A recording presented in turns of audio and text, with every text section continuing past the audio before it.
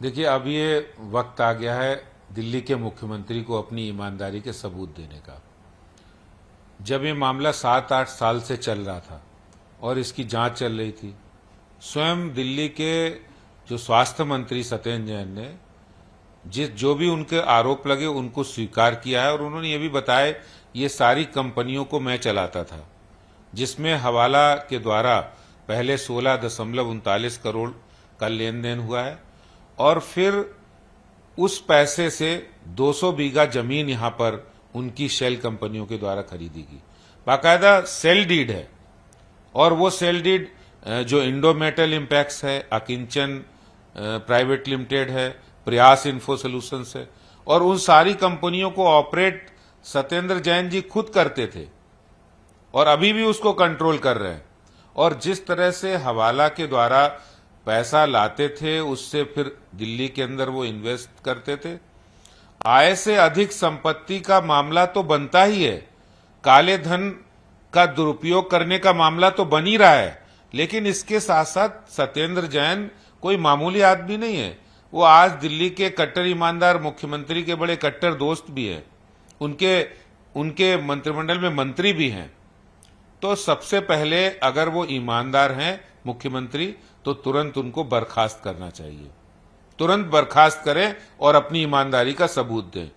दूसरा सवाल उठता है, सत्येंद्र जैन ने सिर्फ मनी लॉन्ड्रिंग नहीं किया है, दिल्ली में उन्होंने जो जमीनें खरीदी हैं अनऑथराइज कॉलोनी में, क्योंकि वो दिल्ली के अंदर सरकार में एक ओहदे में है, मंत्री हैं और उन्हें पता है किस कॉलोनी के अंदर रेगुलाइजेशन होने वाला है, कौन सी कॉलोनी में रेट बढ़ने वाले हैं, कहां पर उनका डिपार्टमेंट जो पीडब्ल्यूडी और यूडी है कहां सड़क बनाएगा, कहां पार्क बनाएगा।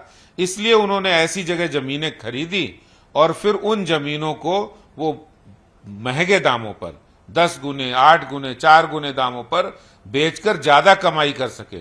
तो उन पर सिर्फ और सिर्फ मनी लॉन्ड्रिंग नहीं, आय से अधिक संपत्ति नहीं, बल्कि सरकारी पद का दुरुपयोग करने का भी मामला बनता है। इसलिए केजरीवाल पंजाब में दुहाई करते हमने वीडियो दिखाकर मंत्री को बर्खास्त कर दिया।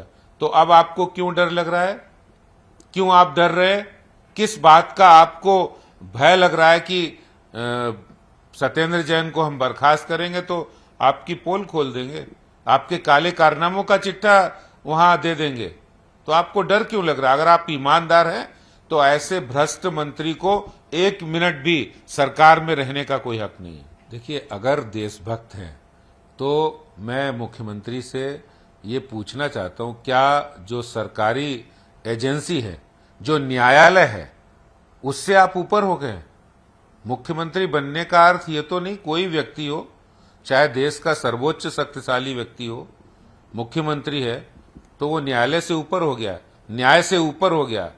वो सरकारी एजेंसी और जो जांच और न्यायालय ने जो उनको ईडी को ये कहा है कि आप 9 जून तक उनको रिमांड पर रखिए, उनसे पूछताछ कीजिए, तो आप न्यायालय से ऊपर हो गए।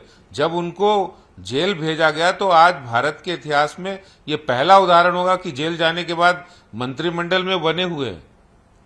आप देशभक्त हैं तो आप देश के कानून का सम्मान कीजिए, न्यायालय का सम्मान कीजिए। देशभक्त वो होता है, देशभक्त सिर्फ बातें करने से, गाल बजाने से देशभक्त कोई नहीं होता। जरूर सत्येंद्र जैन को आप बचाने में लगे हुए, जरूर दाल में कुछ काला है, इसीलिए आप इतना कह रहे हैं सत्येंद्र जैन, सत्येंद्र जैन। अरे सत्येंद्र जैन ने के पास कौन से आपके राज हैं जो आप इतना डर आपको लग रहा है?